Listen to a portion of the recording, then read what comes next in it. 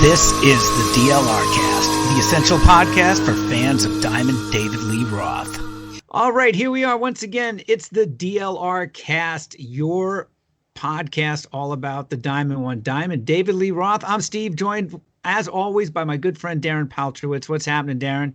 Steve, always a pleasure to connect, and thanks to everyone for making sure another episode happens. Yeah, thank you very much. So, of course, if you're a regular listener, you know, last week we talked about the sad news.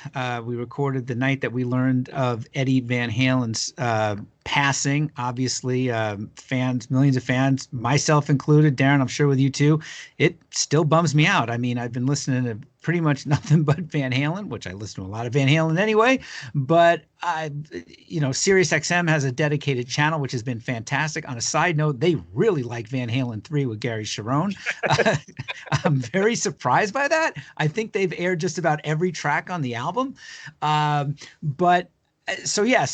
this is, I guess, the second week after Eddie's passing, and this episode, I guess this is an intro for an intro because we had an episode in the can last week. And so that's this episode, if that makes sense. And Darren, you brought us another great interview with Chris DeMakes. You have said everything so far that is entirely true and accurate and timeline sensitive. Yeah, this episode was done. And then we kind of realized what kind of DLR cast would we be if we didn't talk about Eddie within hours of it happening. Of course, it definitely stings. It's not something that anybody was really counting on happening within the next 10 years, 15 years. But I think it's great to see so many people we didn't know were Van Halen fans coming out of the woodwork. And we're starting to see some footage and releases that we didn't know existed. That Frank Sinatra video thing. Have you seen that? I have not seen that. It's been tough to keep up with everything. And plus I've been rewatching a lot of stuff that I hadn't seen in a long time, but I have heard about the Frank Sinatra thing. I want to say, a guest mentioned that in one of our earlier episodes. Now this is ringing some long lost bells. Yeah, there's all sorts of things like that. I didn't have the chance to look yet. That a friend of the show, DX Ferris, shared on Facebook that it's an outtakes compilation of Van Halen music videos. I'm so excited to see that eventually at some point. I think I'm going to watch the entire Van Halen 3 live concert from Australia. That was home video. There's so much to watch now that I never got through in the first place. There is. And of course, for those who don't know, Chris DeMakes, the guest in this episode that we're introducing here, is the guitarist and vocalist of Less Than Jake. And he's a big shredder and a big Van Halen fan. And that interview, I am still kicking myself that I was unable to join you guys to do that interview because it is a hell of a lot of fun. Yes, and Less Than Jake is not the only thing that Chris does. He's got a great podcast, and I do mean great podcast, called Chris DeMakes A Podcast. It has a Steve Roth favorite, Rick Nielsen from Cheap Trick, on there talking about Surrender. It has the Alkaline Trio's singer. You'll hear it in our intro. You're going to rehear all this. Yeah, that's a really great interview, and that was a lot of fun, and I really love listening to it. And that I was bummed out because, well, for one reason, as you mentioned, I mean, it was just after he put out his episode with Rick Nielsen. So we'll get to that in a second. Now, interesting thing as well, when we recorded that was about a week after we heard of the death of Mark Stone, Van Halen's original bassist. So we'll be talking about that on the second of basically the first intro to the episode. This is now the second intro, if that makes any sense. It'll all work out in the editing. It's a prequel that's an accidental prequel. Exactly. So a couple things newsworthy wise is what, of course, this is a podcast for fans of David Lee Roth, and Dave's been kind of quiet on social media for the most part. I mean, he did post a second photo of him and Eddie, a cool photo. And in addition to that, there was a thing in the news about Eddie Van Halen endured racism growing up as the mixed race child of an Indonesian mother, David Lee Roth says. But and that was a day ago. But it's weird. That's the headline. It's very weird. But um, David brought that up in an interview in 2019, apparently. And I think that was actually that was back on when Dave was on the WTF podcast with Mark Maron in 2019. But that's not really news that Dave said it, because Eddie brought that up. In fact, and I was watching the whole thing, listening to it today. Eddie brought that up. If you saw the interview, the long interview he did in 2017 about being an immigrant in America, it was a panel about what it means to be an American, and it was called "What It Means to Be an American: A National Conversation in the Public Square." It sounded like something that could have been on NPR, but there is a video out there and it's fantastic, about 55 minutes long. If you're an Eddie fan, you haven't seen this, shame on you. Present company excluded, of course, because Darren is one of the busiest music journalists I've ever known. Well, I watched the whole thing. It is the best interview Eddie Van Halen ever did. It truly is, isn't it? It really is. And so it's weird that all of a sudden the fact that Dave brought this up in 2019 showed up in different places, like at foxnews.com and people.com, but they also make reference of the fact that, Eddie talked about this before that in 2017, because he just came over to America. And so he was a victim of some bullying and endured racism because his mom was Indonesian. So that whole thing was interesting. Also, what's interesting, but not entirely unexpected, I probably could have guessed this, that Sammy Hagar said a few days back last week that he buried the hatchet with Eddie a few months before his death. And that they kind of became friends again. And so, that leads me to instantly wonder, I wonder when Dave last talked to Eddie. Because obviously he had a decline for several months, so he was probably incapacitated, I would guess, as cancer just ravages you, for several weeks before his death. But I would just love to know some of that inside info there. I thought it was interesting, but not surprising.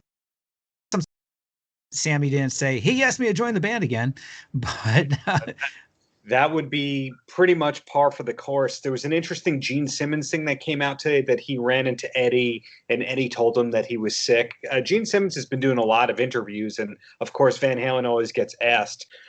But did you, and this is the opposite wavelength of what you just brought up with Sammy, did you see the David Crosby thing that just happened? Yes, where David, when asked about it, and first off, why do you ask David Crosby about what you think of Eddie Van Halen? I mean, everybody went apeshit about that, and I'm just like, well, who gives a crap what David Crosby thinks?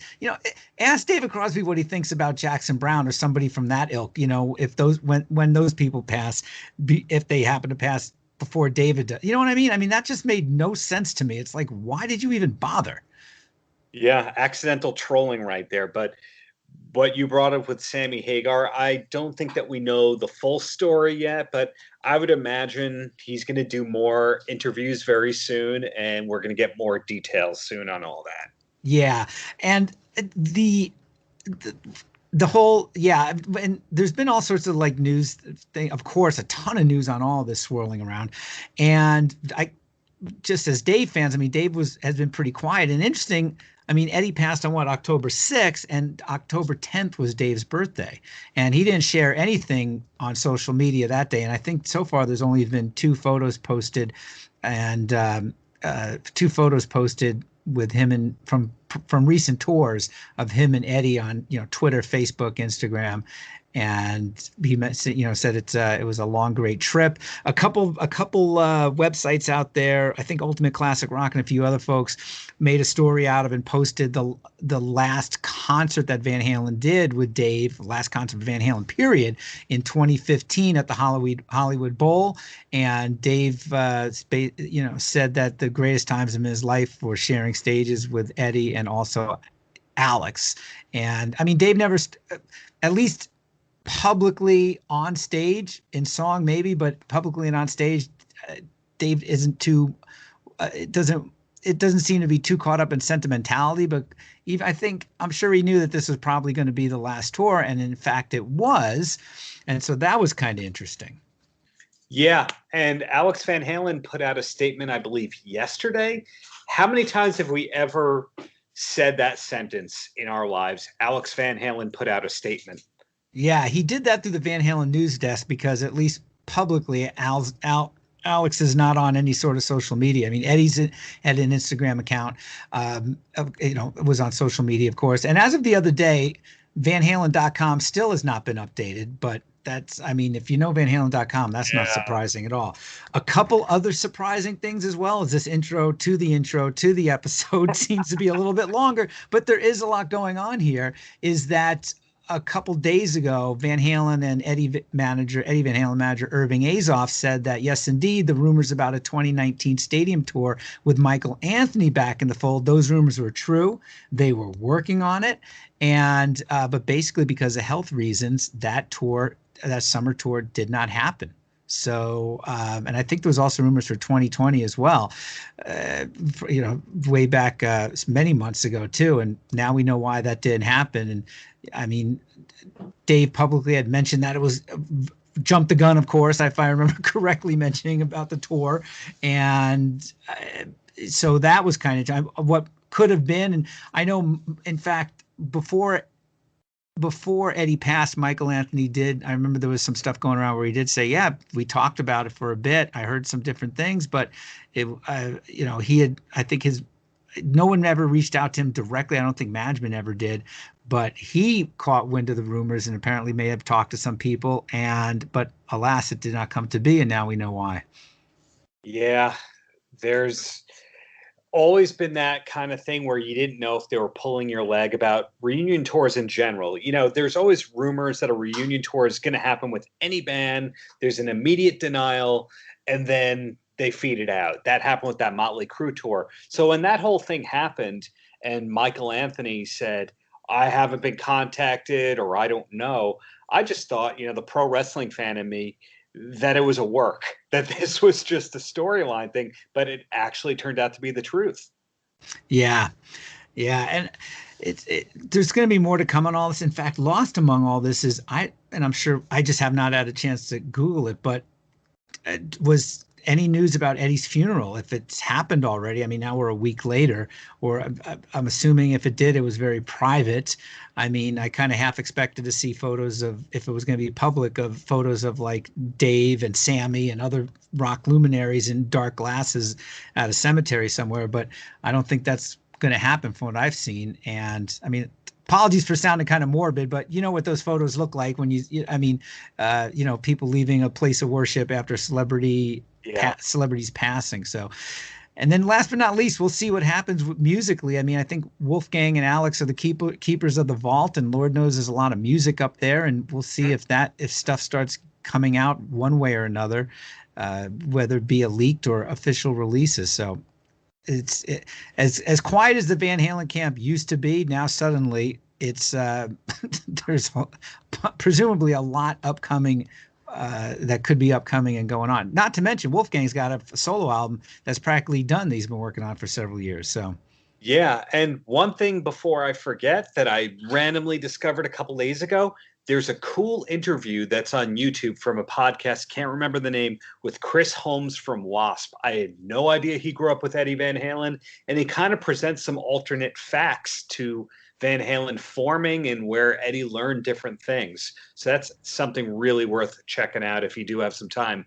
Yeah, I would like to check that out. Presumably, I'm assuming Chris Holmes is coherent, yes. Or his memory is in good shape too. So that's the thing, I mean, even there's just so much we don't know out there, even though there has finally been a lot that we have known, that we do know now, as far as the band's formation and just everything. There was always a lot of mystery around just almost everything they did, particularly after Dave left. Well said. Well, the bottom line, more to come. Yeah. All right. Well, on that note, let's get to the intro to the next episode.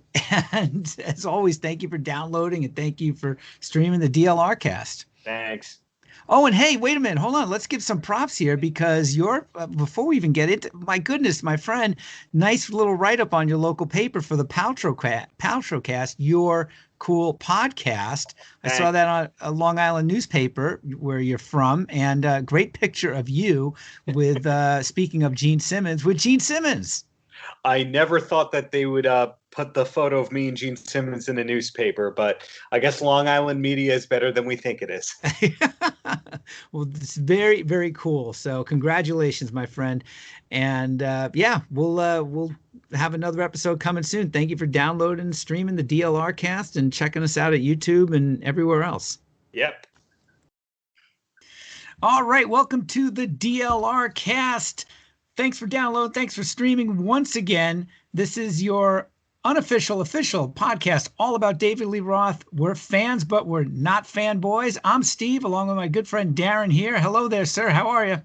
Oh, Steve, I am exhausted, taping too many damn interviews, but always find and feel the energy when we're talking. How are you doing there today? I'm good. And we've got a great interview. You've got a great interview. One of the many interviews you've been doing, as mentioned. We got a great interview with Chris DeMakes from Less Than Jake. Yeah, that one was just. Sometimes you get reach outs and somebody goes, "Hey, you want to speak with so and so?" And you go, "What? You know who I am? You want to talk with me? Cool." And that happened. But I've kind of had a bad habit lately, Steve, of just mentioning Van Halen in almost every single interview I do. I mentioned them to Linkin Park yesterday. I mentioned them to Lizzie Hale from Hailstorm today. I think I'm addicted to the DLR cast. Well, good. Well, that's excellent, and it's a great interview. Chris really knows his stuff. He's a rock fan, man. I'm jealous because I wish I had a chance to. I wish I was able to join you on that interview because it sounds like he's another one whose record collection is very similar to mine. So, but before we get to that, there's some recent Van Halen news, and that is Van Halen's original bass player Mark Stone died this past Saturday, September 26th, after a battle with cancer.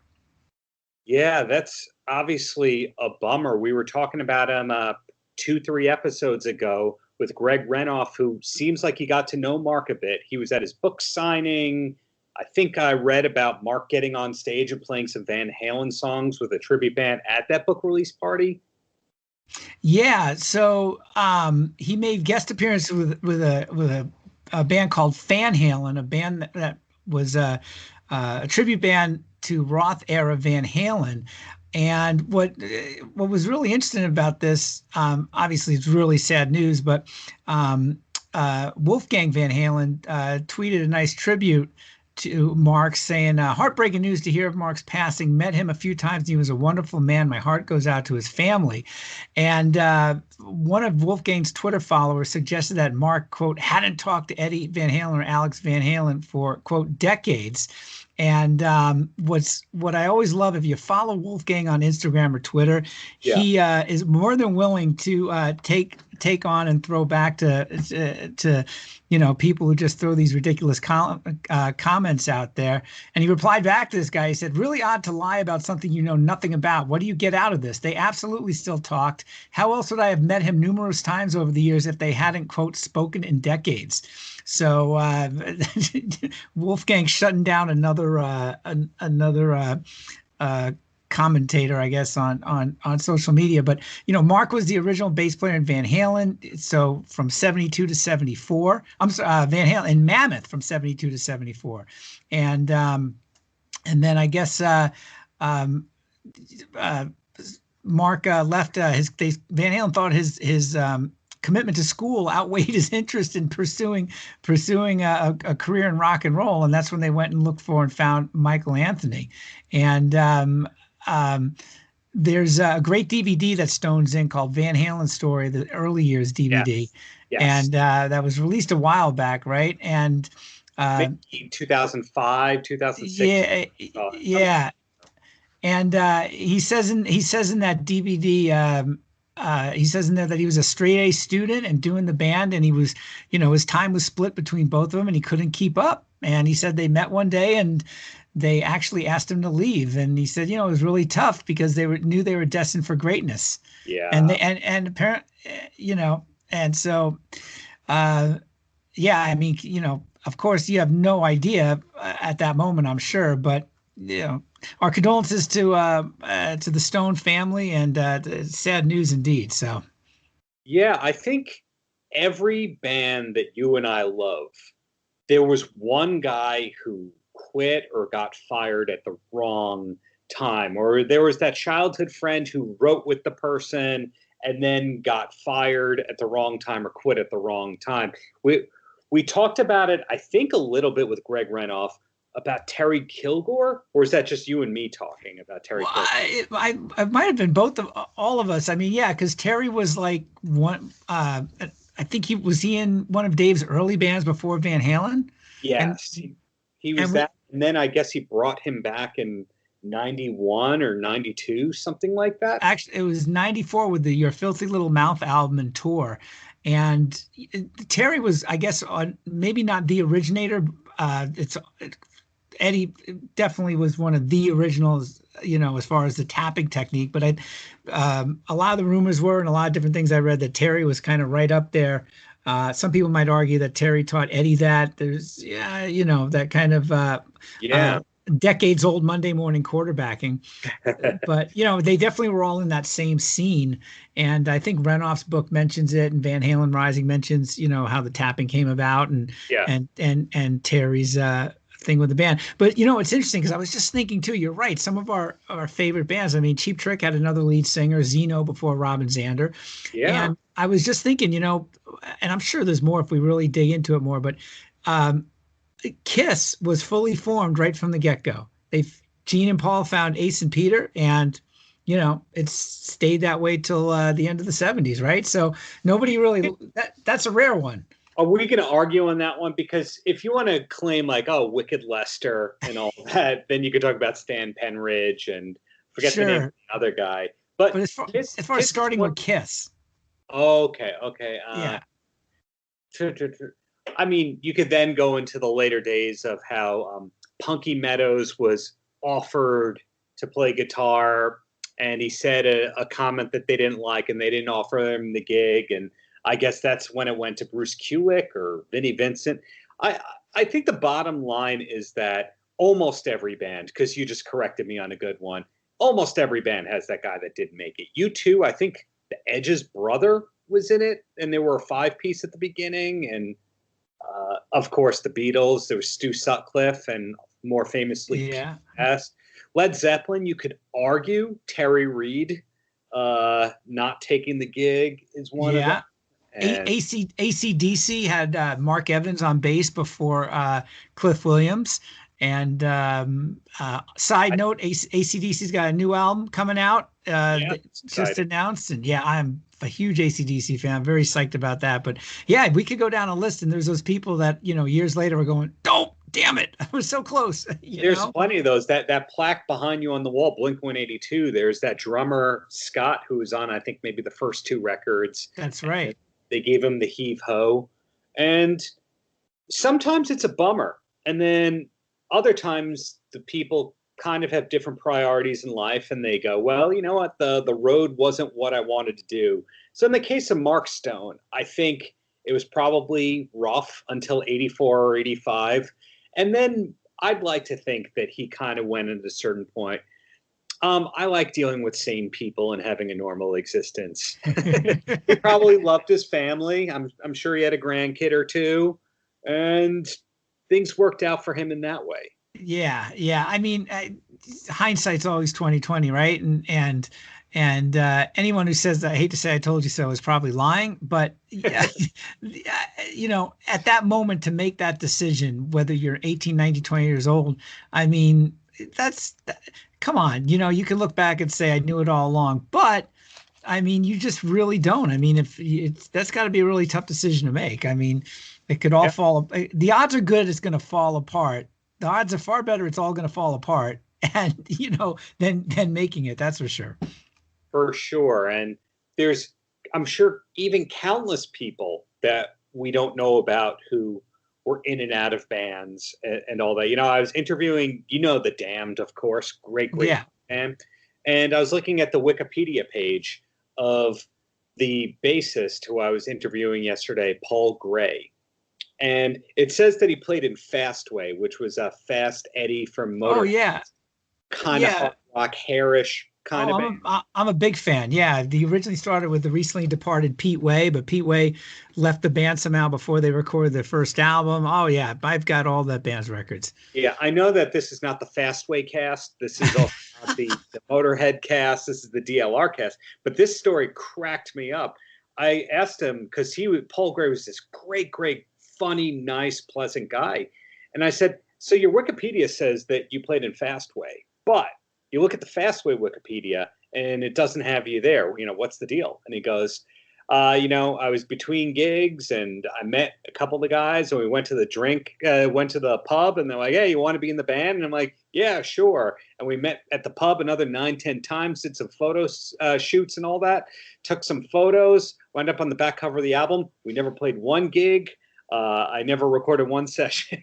It was just a drinking thing. It makes you think, how many people are like Mitch Malloy, where people don't really know about them? Maybe they did a session or two or three, and that's that. Are there Stones we don't know about? Are there? Yeah. I once heard a story. I'm sorry, I'm way sidebarring here. This is a friend of a friend told me that like Eddie Van Halen reached out to them in the early 2000s and went, we want to have a keyboard player. And they flew him out and he shows up at Eddie's house and Eddie's like, can I help you? Yeah, I'm here to jam. Huh? And they jammed and they went, okay, cool. And Eddie probably didn't have a recollection at the moment when the guy showed up at the door. Maybe, it's like, there's an uncomfortable moment. Exactly. I think that was the guy who was playing keyboards and doing the high notes in Aerosmith until maybe the early 2000s, mid 2000s. Okay. But the bottom line is, Mark Stone, we remember him. Van Halen fans that are diehards are going to remember him. So, he leaves a legacy behind. Yeah, absolutely. So, well, all right. Well, should we get to the Chris DeMakes interview? Chris DeMakes, host of Chris DeMakes A Podcast, which has our favorite Rick Nielsen on an episode. Yeah. 82. Really great songwriters telling the stories of how they made the songs. Excellent. Well, good deal. It's a great interview you got for the DLR cast. So let's hit it. Let's hit it. Is it cool if I now steer towards the Van Halen, David Lee Roth portion of our conversation? You can steer wherever you want. Let's do it. Okay, so I co-founded the DLR cast with my co-host Steve Roth, no relation to Diamond Dave, because like what I was saying to you before, I realized we're just having these conversations anyway that appeal to 0.001% of people, but that 0.001% of people love it to no end. And I've this weird email thread that never stopped from like 3 years ago where we just wound up talking about Rudy Sarzo and all that kind of era of metal. I'll talk about Rudy. You're going to meet your match right now because I will talk for days. Like I'm an encyclopedia of this shit. Well, what I was curious about is if you have that kind of group of friends that anytime you see well, look what Ace Frehley has done again, that news headline goes to them.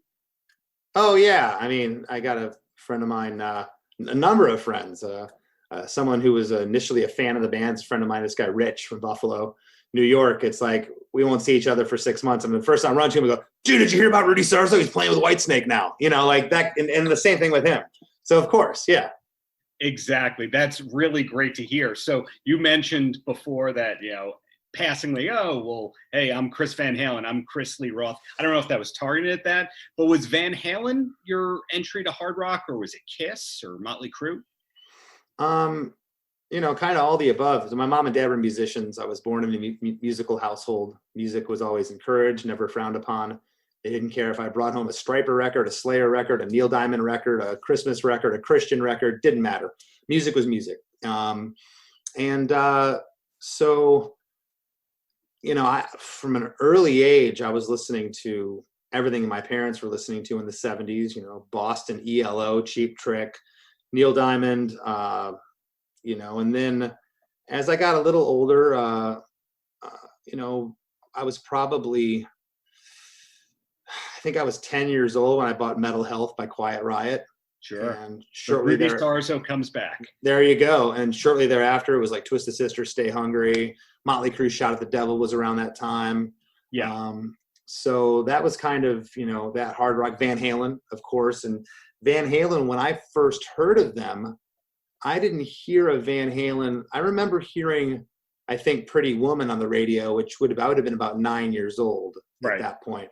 I'm sure I had heard Running in the Devil or Running with the Devil or some of those songs, Dance the Night Away on the radio going to Little League games or something. But I'm sure I did. I don't really remember, but I truly remember the phenomenon that was Jump in '84 and that whole thing. Once that hit, I went back and discovered Van Halen's whole catalog. Huge fan. Were you a Dave fan as a solo artist? I can't quite place with that timeline if you would have been straight away just to Gigolo and into all that, or later on you discovered Yankee Rose when, man, that's the best. When he did the California Girls and that whole, Hollywood trip, I was fascinated by the videos because MTV was such a phenomenon at that time and I was living it. Okay. Mm-hmm. And the summer of '85, I went up for a couple weeks to spend with relatives in Michigan, and we didn't have cable TV in Florida then. Okay, cable TV was a premium. If you lived too far out, they weren't going to run cables to where you lived. Right. And that's just the way it was. But my cousins, they had cable TV and they had MTV, and I remember just being mesmerized by the Just a Gigolo, California Girls videos. So I liked it from that aspect. Didn't really like the songs. I did like Skyscraper though when it came out, Yankee Rose, and that video was of course a classic. So I loved it. Did you grow up playing the Van Halen riffs on guitar? Because I know they're not easy, and everyone wants to play them, and then they realize that they can't play them, and then they kind of give up and then go to punk rock. No, I missed that whole thing because I always saw myself as a singer. So I didn't pick up the guitar until I was almost 18 years old. Really? Oh. Yeah. So when I say I didn't pick it up, I knew some chords. My dad was a player. There was always a guitar in the house. I knew G, D. I could get around a little bit. Cowboy chords. It wasn't until I got to Gainesville that I was starting to audition for bands, and I would go out to the record store, and there used to be those singer wanted with, like, at the bottom you tear off the piece of paper with the phone numbers. Of course. And I went and auditioned for a couple different bands, and 1991 was a very strange year. Okay, you were getting out of the 80s. Grunge was on the cusp of what they were calling grunge. It was an ushering in a different style of music and a different way of thinking. And so I'd show up to like these rehearsals, and there'd be a dude in the corner with like long hair down to here with like eyeshadow on, looked like he was in Poison. Then the next guy next to him would look like a lumberjack, like Eddie Vedder, with like, a flannel top on and a mushroom bobbed haircut. Then there'd be like a bald guy with suspenders next to him in a circle jerk shirt. He was the drummer. It's like, whoa, the identity here is really bizarre. And here I am. Here, can you sing this? Okay, cool. What kind of style? Well, we want you to make it sound like Queensryche mixed with Bad Religion mixed with Van Halen. You're like, okay. So that's when I started playing guitar. I'm like, I need to communicate the songs in my head to here, because I'm not going to find anybody that's going to do it. I have to do it myself. And and punk rock was really speaking to me by then for a number of reasons. As a guitar player, it was easy to play. It was 3 chords. So, it wasn't until years later that I would go back and be like, you know what, I'm going to try to learn the riff to Dance the Night Away by Van Halen, or learn this and learn that. But it wasn't something I was learning back in the day, no. Did you have to hide your metal roots? No, I do know that Less Than Jake was always big on covers, not just the Cheap Trick cover we were talking about before. I think I remember a We're Not Gonna Take It cover in a compilation. Oh, yeah. did you have to hide the metal roots? Because it used to be, oh, Scott, oh, I love reggae. I know every song. No, I mean, we had a song called All My Best Friends Are Metalheads. You know, we did a 7-inch compilation, or a 7-inch split with Megadeth when we were on Capitol. Really? Yeah. We did a Slayer 7-inch. We covered 2 Slayer songs. It was Less Than Jake. It was our logo as Slayer. I used to dress full metal regalia, like 80s metal on stage. If you go to my Instagram page and scroll back, you'll see all the pictures, which are coming out in my book in November. I have a book coming out. A book? So, what? Wait. So the dude's got a podcast. He's got the custom songs. He's got a book. Oh yeah, and he's in a really big band who apparently I don't know the discography of very well. Yeah, and you know it well enough. I mean, you're busy dealing with Van Halen's discography. That's enough, man. Shit, they got tons of records. And I'm also doing this with people. I'm doing one-on-one video consultations where I produce songs. I give advice to the music business, and so I'm doing that quite a bit lately, and that's been great. I love it because I never wanted to be a producer in the sense of, all right, here I am in a hotel in LA, and the band just called. I'm going to the studio, and you get in there, and it's the first day. It's like, all right, guys, what do you got? And they're like, here's our song. I'm not babysitting. What I love is having an artist take their song to the 11th hour, push it as far as they can, and they go, here, Chris, what do you think? Then I can sit back, digest it for a day or two, and then I get on with them like this, and I go, that intro's awesome. Why isn't it doubled? Oh, I don't know. I want you to try it double. I think it's such a great part. That lick in the bridge, that guitar lick should be at the top of the song, man. That's like such a hook. I didn't think of that. You know, this lyric could be better. This melody needs to be tuned up. And then I just go with the song. And so I've been doing a lot of producing, just advice for bands of how to get out there, how to get their name out there, how to promote themselves. So yeah, I've been doing that as well.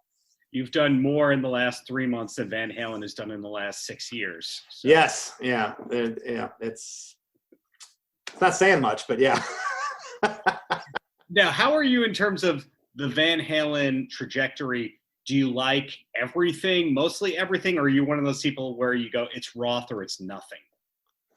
I like it all. But I also recognize that they were 2 separate bands, you know. And I never used the word Van Hagar, but it was Van Hagar, you know, because Sammy had a very successful, he was with Montrose, of course, and then he went to be with solo career that was doing great. I mean, he was in certain pockets of the country, he was an arena act by the time VOA came out. You know, I Can't Drive 55, well, that was a huge hit. Yeah. Okay, and so he was a star. Sammy had you know, carved out a nice career for himself. And then, you know, getting into Van Halen, it's like the stars just kind of lined up. You know, there's not too many acts these days that could happen to, because it's also different today. You know, for instance, I had Matt Skiba from Alkaline, who sings for Blink now on the show the other day, and Matt's a dear friend. But you know, it doesn't matter if Tom DeLonge was still in the band. Blink's not going to get on the radio with their new songs anymore. That doesn't work. You know, new stuff on the radio is Ariana Grande, Taylor Swift, the pop stuff, you know, or a really young hard rock band. Right. And Blink's become a legacy band, like Less Than Jake's a legacy band, like a lot of these are. And what I'm getting at is that if it were to happen today, where a singer like Roth left a band and they got Sammy, yeah, Sammy could go out and they could do what Matt's doing with Blink and go out and fill amphitheaters possibly and play the hits and make them sound good, but their new stuff's not going to get any attention. But in 1986, Van Halen were just so massive, and Roth had went out and he was massive. He was, and then they got Sammy in, and it just exploded. It was bigger than when Roth was in the band, you know. And people can argue that whether they want to or not. It was bigger on a sales level. And in some ways, on a cultural level, it was bigger too, you know, because the mystique of David Lee Roth grew as the years went, and the Sammy haters fed into that a lot, like it's Roth or nothing. But you know, David came in. It wasn't really. It was 84 and beyond, and 84 was a short period of time before he struck out solo. But MTV truly made you stars. They brought you into people's homes. It was no longer waiting for a magazine for 3 months and going, oh, that's what the bass player for Van Halen looks like, Michael Anthony. No, it was now, oh, he's on my fucking TV. you know? And so Van Halen, when Sammy came in, MTV was already this institution and already this thing, and it just was fucking huge. That is such an apt comparison I never thought of, the Blink-182 without Tom with Matt. That really explains it in a very interesting way about how that album that they did with Roth called A Different Kind of Truth was a great album. Did it get any play or acclaim? No, it didn't, unfortunately, because you can't get the new material on the radio. But then again, if it was a bunch of fresh-faced kids putting that album out there, that actually might have gotten play. Well, it also, let's say that Van Halen recorded, and I always wish a band would have done this, like Zeppelin, anybody. But imagine if between Van Halen 1 and Van Halen 2, they recorded a record that they didn't tell anybody about for 40 years. Just a killer record. And they put it out today. It's going to fall on deaf ears because it doesn't have 40 years of memories attached to it. That's something that you cannot discount. It's you know, but it was recorded in 79. It's between Van Halen 1 and Van Halen 2. I don't care. I wasn't going to Little League games. I didn't, you know, divorce my first wife and meet my second wife in between records, and all those. I was in college doing bong hits with my friends, and all those memories that are attached to the songs that we grew up with. You can't replace technically, that. If you believe the rumors, technically the songs on A Different Kind of Truth maybe were written in the early 80s. Well, and that, you know what? I'm glad you brought that up. That was something I was going to mention was, a lot of those were recycled riffs. You could go back there. There's demos on YouTube, a couple of those songs. Trying to think of the name of one of them. She's something. Not She's the Boss. That's the horrible Mick Jagger album. She's the Woman. She's the Woman. Yeah, like that's an old song from the 70s. You can go find. I think it was on one of the Gene Simmons demos that he did with Van Halen. So I know my shit. All right. You definitely do. You definitely do. I don't think anyone was down. Does he know his shit? There's been I only know about Van Halen. I don't know anything else. I know my shit about Van Halen. That's it. Well, I've had to do one or two interviews for the DLR cast where you start talking to the person and they go, "Oh, I'm a huge Van Halen fan. I love Jump. I love Panama." And you're like, "Oh, cool. So are you a fan of the DLR discography?" Yeah. Do you have a favorite song? I think I like Just Like Paradise. That's him. That's solo. And you go, "Oh no, we can't use this." Because... Well, how about this? 1985, Crazy from the Heat. Yes. Okay. 4-song EP. Yes. 1986, Eat 'Em and Smile. Yes. Yep. 1988, Skyscraper. Yeah. 1991, a Little Ain't Enough, produced by Bob Rock, who Correct. also produced. Yeah. Yes. 1994, Your Filthy Little Mouth. 1998, the DLR band. Yes. Who I believe John 5 played on that record. John Lowry or Bourbon Bob. There you go. And Dave did a bluegrass record after that and something else. A weird covers album called Diamond Dave. Diamond Dave, yes. And then that weird home video. Did you ever see the home video, the No Holds Bar BQ? I did. I saw that on YouTube, something I don't really recall exactly. How about the time he was on the Tonight Show with the bluegrass band doing Jump? Oh, yeah. I got to see that live in New York City. Who could forget? Well, apparently everybody but fucking you and I. Every now and then people kind of remember this. There's also really deep, weird things. Like on Spotify, there's him singing a song for a terminally ill girl, which I don't think was supposed to be leaked publicly. Have you ever heard that? I think it's called Ashley. I haven't heard that. How about when he about chopped his nose off on Kimmel with his sword trick? You know, we could talk for days. There's all that. And how about when Mitch Malloy almost became their singer? Did you ever hear the Mitch Malloy song that he leaked, the demo that he did with Van Halen? Yes, I did. It's great, right? Yep. And I'm also I'm a closet fan of a couple Gary Cherone Van Halen songs. I'm not going to lie. I am too. Yeah. But they put on YouTube because nothing by Van Halen comes out the way it's supposed to, gets preserved. There's like a live in Australia Van Halen 3 live show. I watched it recently. It's awesome. Yeah, they do like Feel Your Love Tonight and all the songs that Sammy hadn't done or Roth didn't want to do for years. But yeah, That was the weird thing about that record was Mike Post produced it. Mike Post, like fucking, he was like the dude that like did the sound. Well, Hill Street Blues and Miami Vice, and like, remember those like the weird keyboard sounds? This is 1998. I'm like, why are you using keyboard sounds from 1982? Oh, Mike Post did the record. No, Eddie was out of his mind then. And then, of course, let's talk about the disastrous tour in 2004 when they brought back Sammy for 72 dates. They almost didn't make it, but Sammy couldn't quit because he contractually was obligated. He also fought. And the tour almost didn't happen. He said, if Michael Anthony, because they wanted Anthony out then, if Anthony doesn't go on the road, we're not doing it. And Eddie and Alex begrudgingly took Alex out. And then, of course, Wolfgang took over after Sammy was out of the band. They didn't want Michael anymore. This is stuff that only you and I care about. I was a huge Sammy apologist for a while because they told me I was going to interview him. And then they're like, yeah, we'll get back to you. It's next week. And then like, hey, any update? Ghost. Hey, any update? Ghost. And I went, okay, we can talk bad about Sammy again. So I did an interview for DLR Cast a couple episodes ago with Jesse Harms. He played keyboards on Eat 'Em and Smile. And he was in Sammy's band for on and off for like 18 years, 20 years. It'd be like, he's in the band, he's out of the band. He's in the band, he's out of the band. One of those kinds of things. And he told me that the Roth Hagar tour that they did, I think it was 02 or was it 03? It was 02. It was 02. He told me that tour was supposed to continue and go overseas and do more dates, and Sammy pulled the plug on the whole thing. Probably. Sammy didn't need the money. You know, he had sold his tequila company for $80 million and still had a 25% stake in it. So, you know, he's wiping his ass with $100 bills. Go to Europe with Roth, ain't happening.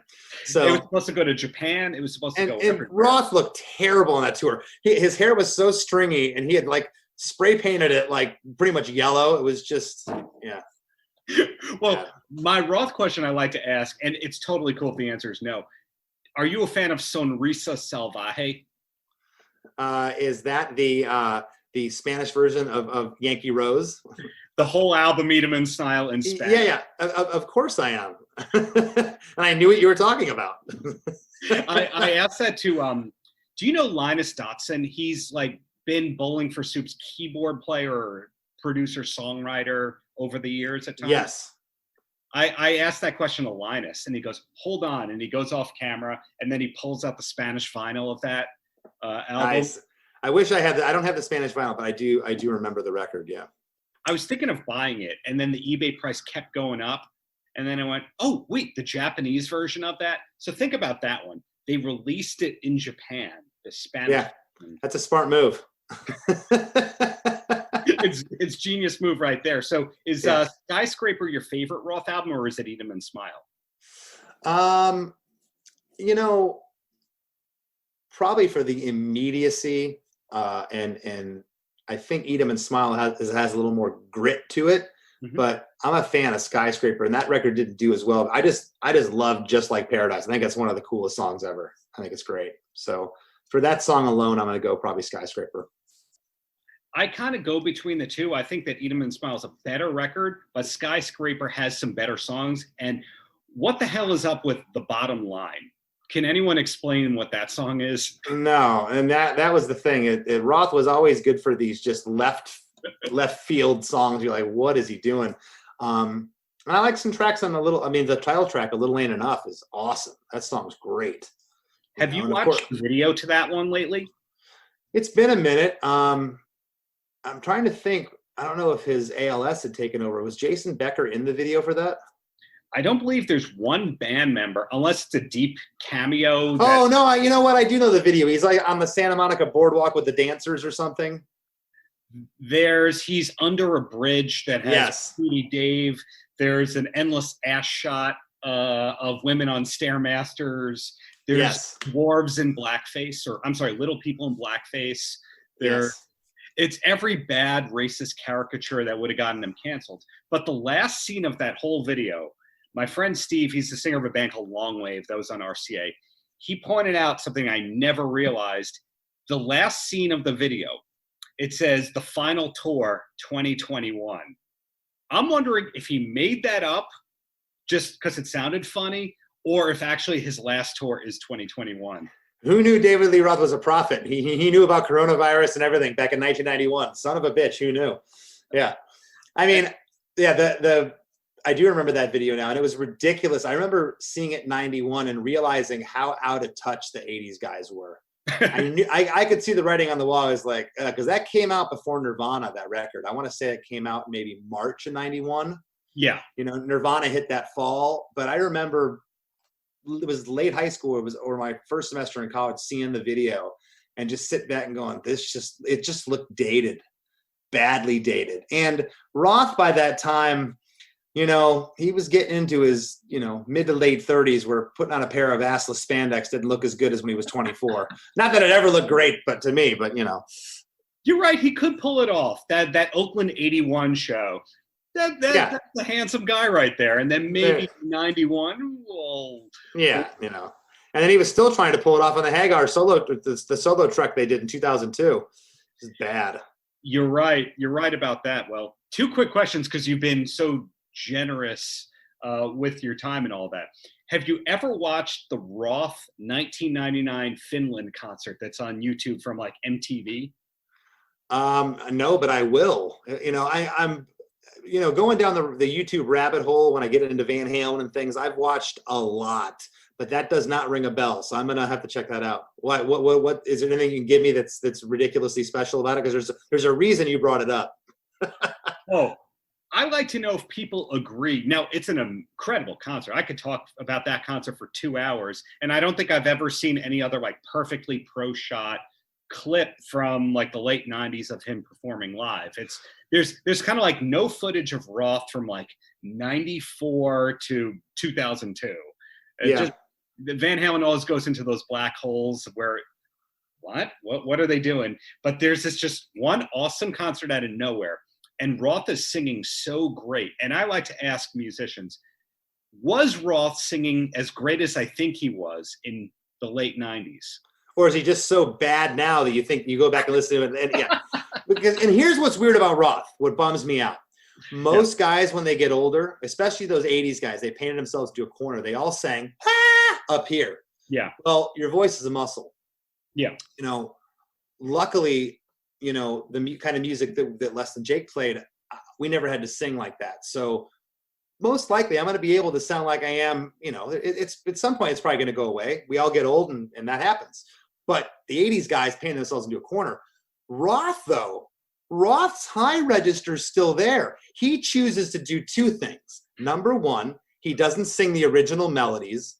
Correct. And he puts in lyrics that weren't in the original songs. Mm-hmm. And he does these like really high notes that weren't there and these really low notes that weren't there. And the mid-range stuff is like non-existent anymore. I don't get it. He can still sing. I don't know why someone hasn't shook him and said, dude, I want to hear Jump like it's the record. I want to hear Dance the Night Away like it's the record. You know, it's almost indistinguishable when he sings now. And I don't get it. There's a number of artists that do that. Jarrett from Bowling for Soup, my podcast, told me, because I brought up the David Lee Roth thing with Jarrett, and Jarrett had told me that Adam Duritz is one of those from Counting Crows. He loves Counting Crows, but Adam does not sing the songs. And it's almost like this ego artist thing, like they're my songs, and I'm going to put my artistic thing on it right now. It's live. It's jazz. Yeah. No, it's not. It's fucking Van Halen. I want to hear Jump like it sounded like an 84, you know? So. I'm with you on that. It puzzles me, and this ties into the last thing I was going to ask you. It really puzzles me because when I went to see him in Vegas in January, one of the last shows I saw before all this happened, my wife said, "You love David Lee Roth. You got to see him." And I'm like, "No, he'll be back." That's right before he picked up with Kiss. Exactly. We saw 2 of the shows. And he was saying, "Oh, it's going to be 3 guitarists on stage." Like, no, it's not. The set list is going to change every night. No, it didn't. And he didn't do Hot for Teacher, and he didn't do Yankee Rose. And at first you think, why the hell would he not do those songs? And then now, if I were to say, "Hey, Chris, sing Hot for Teacher," it is higher than you kind of realize. Mm-hmm. That's not what my question is.